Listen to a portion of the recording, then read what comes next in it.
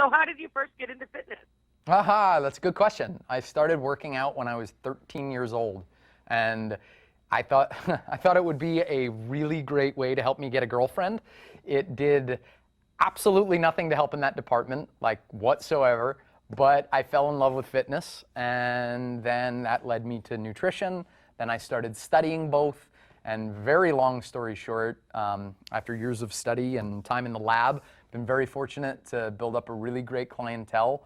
And so privately, I coach celebrities and athletes to dominate on the screen and on the field. And then publicly, I work with really great brand partners like Pure Protein, who help me take my very, very simple strategies for getting in shape and getting healthy and strong and get them to as many people as possible. Well, what do you consider your fitness mantra or point of view? I'm sorry? What do you consider to be your fitness mantra or your point of view for getting fit? That's a good question. I will give you the very simple formula. Write it on your wall, keep it there till the day you die. 70% nutrition plus 30% training equals 100% beast. So you've got to focus primarily on nutrition and then add in the training to kick things up a notch. Now, tell me about your book. Oh, my book is The 30-Second Body, and it's something I'm really proud of. It was my first book. Became a #1 bestseller, which is crazy. You understand, I'm just like a random kid from Long Island, so when something like that happens, it's pretty cool. And it is basically a 6-week program that helps you get in great shape without driving yourself crazy. They're all interval-based workouts where you work out for 30 seconds at a time, and then you get a little short rest period. Packs a lot of work into a small amount of time. And so the results that people get from it are fantastic. You can fit it in anywhere. It's all entirely body weight. You don't need any equipment. It's very, very low barrier to entry. Now, are you allowed to tell us who are some of your celebrity clients?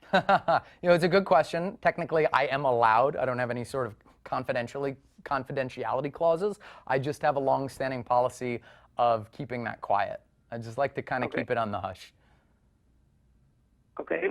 Yeah, and there's a reason for that. I'll actually tell you about that because it's something people ask about all the time, and it's not that I'm trying to be cagey.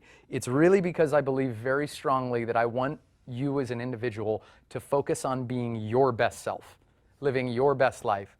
And the minute I start talking about celebrities, the mentality changes and focuses exclusively on striving for that particular person's body, right? I want to look like X.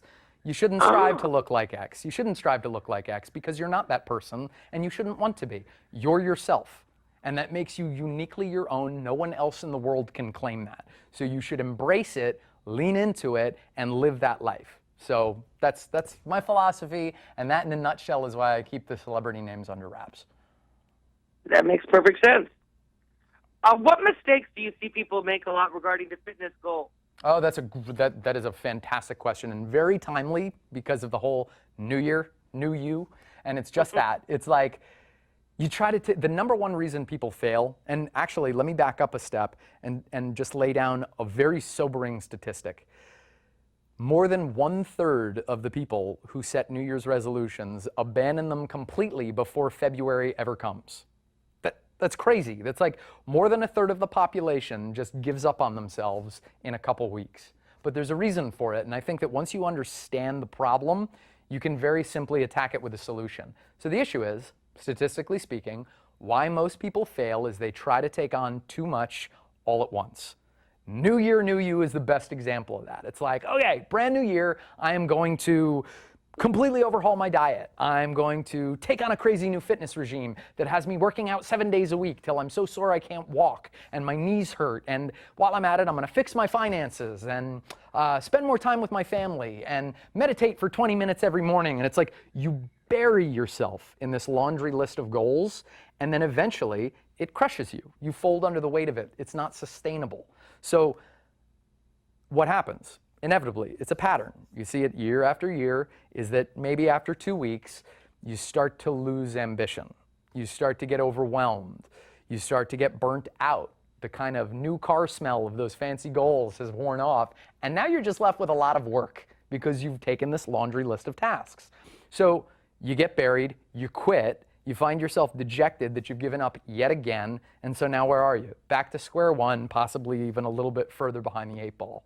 So the simple solution to that is to get over this notion that you're gonna get rich quick, that you're gonna get 6-pack abs overnight.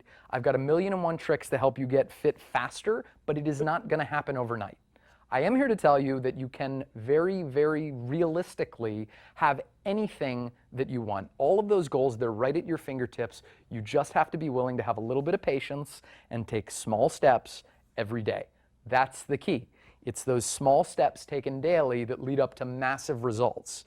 The trouble with that, though, Michelle, is that, and I think everybody, if they're honest with themselves, they will understand. You don't do that because it's not sexy. Right? It feels like, oh, wait, that's it? That's it? That almost feels like, it almost feels like too simple, or that can't really work. He works with the biggest names in Hollywood. He must have some secret bag of tricks in his pocket. The trick is effort. It's a little bit of effort every day, sustained over time, creates those massive results. So a really good example, let's say, for instance, you're somebody who works in an office, right? You're just somebody who works in an office, doesn't matter what the job is. Every day in the middle of the afternoon, you get the hunger strike, right? You might even get a little hangry, where you're starting to feel like, I don't care what I eat, I just need something. And so you default to whatever is immediately in front of you. And that inevitably, most times, is junk. It's not food, it's junk. So you want to set yourself up for success by having a couple of really simple, healthy snacks right at your immediate disposal. My favorite, and this is crazy because it's been my favorite since I think I was in my late teens, are pure protein bars.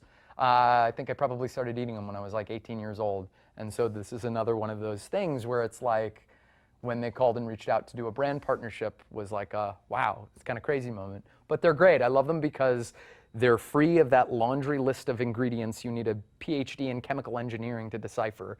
It's just a high protein content, there's like barely any sugar in them, and they taste delicious. So if you have it at your disposal and that hunger hits, you have an immediate solution. If you can make yourself a smoothie, that's great too, but you want to focus on real food. So this year, speaking of pure protein, we have a very big initiative that we've teamed up on, and it's called Keep on Track in 2017. The goal being to help you stand on the other side of this year having not just achieved your goals, but far exceeded them. So if you go to keepontracksweepstakes.com, every week we upload a brand new workout that you could do totally free, and you can also enter for a chance to win travel to New York for a private workout with me. Oh, sounds good.